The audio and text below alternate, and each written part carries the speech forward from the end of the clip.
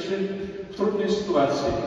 W ciągu tych ponad 30 lat bycia biskupem starałem się żyć słowami świętego Augustyna.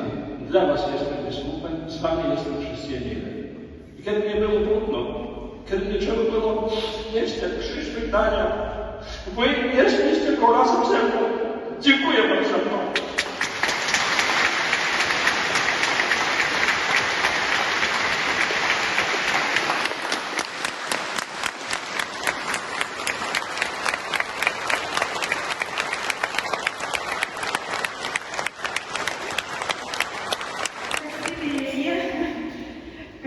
Яна нас утешала, яна нас підтримувала, бо вона, як ніхто, ведала ці наші турботи. Вона допомагала нам пробачати усім тим, хто приносить скривду, молитися за усіх людей, молитися за те, як ви до нас звернулися.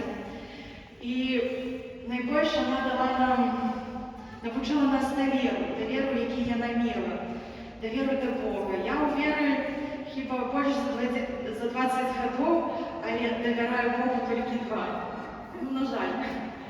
І тому хочу вам пожадати, бо вас чекає не просто якесь спокійне життя, але шмат ще чого ви зробите для білоруського костюлу.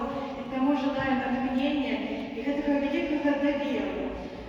Бо часом здається, що я, може, найліпше ведаю, як повинно бути, але у Бога завжди свої плани, і Він найфайніший, і Він найліпший.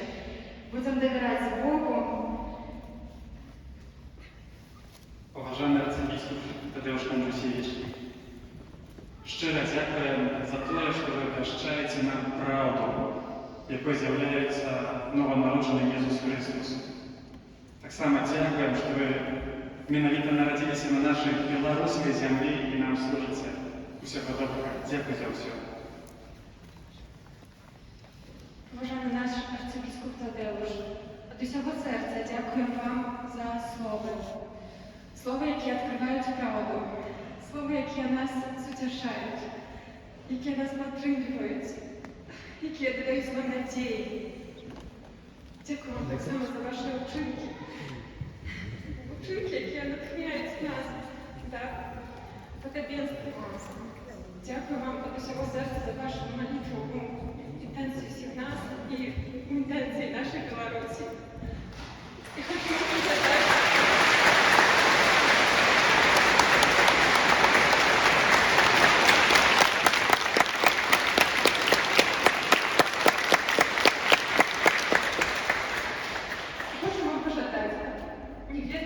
ні на що, не глядячи на зростання вода, ви завжди заховали дитяче очі і дитяче серце. Ми вас любимо.